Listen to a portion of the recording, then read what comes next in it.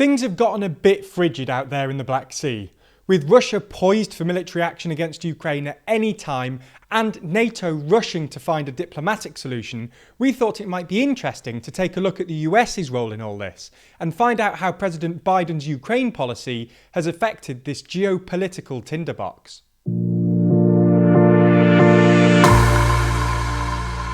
If you like explainers like this, which dive into the details and drama of US politics and news, then be sure to subscribe. You can also find us on Twitter and Instagram for even shorter explainers, so you can stay informed while you scroll.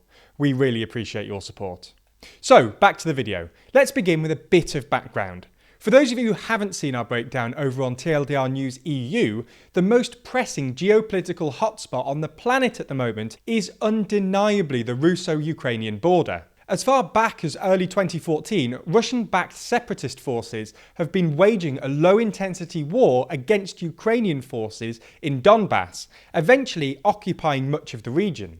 In response to both the occupation of Donbass and the annexation of Crimea by Russia in 2014, the US imposed a bevy of sanctions and diplomatic freezes between Russia and the US, which have now lasted for the better part of a decade. In the last few months, however, tension in the region has reached a new high, with over 100,000 Russian troops stationed on the border, accompanied by all manner of light and heavy armour divisions. The sheer size of the amassed force has led many to presume the intention of the deployment is to prepare for either a full or partial invasion of Ukraine, one that would dwarf the 20 to 30,000 troop-strong invasion of Crimea that we saw in 2014. So, what has the US and President Biden been doing in light of this unfathomably dangerous situation? Well, in many ways, President Biden has been continuing the Russia policy that originated during the Obama-Biden administration. After the Russia reset, a failed 2009 bid by President Obama to start a new, more cordial relationship with Russia, the US government pivoted back to a more antagonistic stance. This antagonistic stance was a feature of Biden's foreign policy that he tried to contrast with former President Trump's more dovish rhetoric during the 2020 campaign.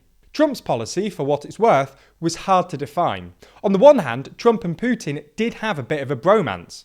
Putin called Trump colourful and talented, while Trump praised Putin as a strong leader. But this didn't necessarily translate into policy. Trump sold copious amounts of weapons to Ukraine, expanded sanctions on Russia, and expelled various Russian intelligence officers. President Biden has continued Trump's policy of selling weapons to Ukraine in his first year in office. For instance, in March 2021, President Biden authorized $125 million of military aid to, quote, enhance the lethality, command and control and situational awareness of Ukraine's forces, with an additional $60 million worth last September.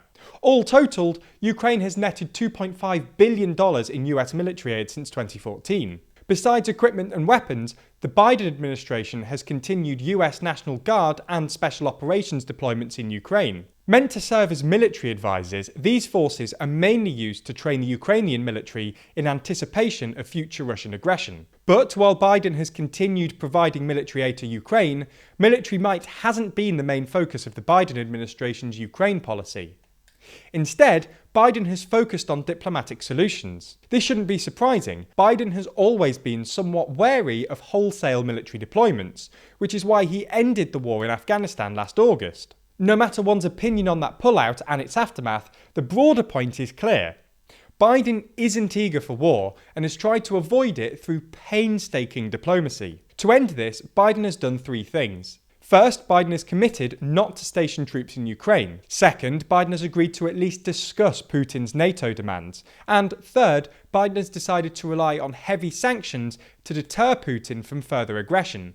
Among the fairly routine sanctions being proposed, the US is also apparently considering expelling Russian banks from SWIFT. SWIFT is a Belgian-operated company controlled by the central banks of all G10 nations that ensures fast, reliable and easy communication of financial information between banks all over the world. Practically, this system allows for banks to gather the information needed to make exchanging money between different nations and currencies possible.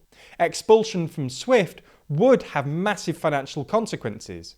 Trade would be affected, acquiring foreign currency would be next to impossible, and Russian finances would grind to an unworkable snail's pace. So, how's Biden's policy working out? Well, all three of these decisions have come under fire from more hawkish Republicans in Washington, who insist that the US needs to use its military, not merely sanctions, to deter Putin, and consider Biden's decision to negotiate with Putin tantamount to dangerous legitimization of Putin's somewhat unreasonable demands, which risk shifting the Overton window in Putin's favour. And, well, so far they seem to have a point. As we explained in this video, Russia's demands going into the talks have thrown the Western powers for a bit of a curveball. The main and most contentious demands have been that the US and NATO allies not allow the admittance of ex-Soviet nations into NATO, including Ukraine, and that all NATO forces and weapons be withdrawn from Eastern Europe. While President Biden has been willing and eager to negotiate with Russia, these demands have made talks difficult, and the US has already flatly denied both of these major conditions, with a senior administration official calling them unacceptable. The Assistant Secretary of State for European and Eurasian Affairs, Karen Donfried, has made clear that the US policy is to not compromise the key principles on which European security is built, going on to say that all countries have the right to decide their own foreign and security policy course free from outside interference. Unsurprisingly, talks have stalled, and on Tuesday there were reports of Russian diplomats leaving Ukraine, which suggests invasion is imminent. The point we're making is that so far diplomacy doesn't seem to have worked all that well. But this is possibly a bit unfair to Biden. Despite the apparent breakdown of negotiations, at time of writing, Russia hasn't invaded Ukraine yet. It's possible that Biden's decision not to commit troops to Ukraine has both guaranteed against a second Cold War and made the implicit threat of swift expulsion all the more plausible. And, well, given that Russia hasn't invaded Ukraine yet, it looks like the threat of sanctions are doing their job and successfully deterring Putin from invasion. But anyway, what do you think? Is Biden being too soft on Ukraine? Or is this what successful diplomacy looks like? Tense and slow with the least bad outcome at the end of it. Let us know your thoughts in the comments below. Remember, you can also join the conversation on Twitter and Instagram, where we post even more often than we do on YouTube. Check out our pages for regular updates and clear explainer graphics so you can stay informed while you scroll. Thanks for your support. As always, be sure to subscribe to the channel and hit the bell icon to be notified every time we release a video.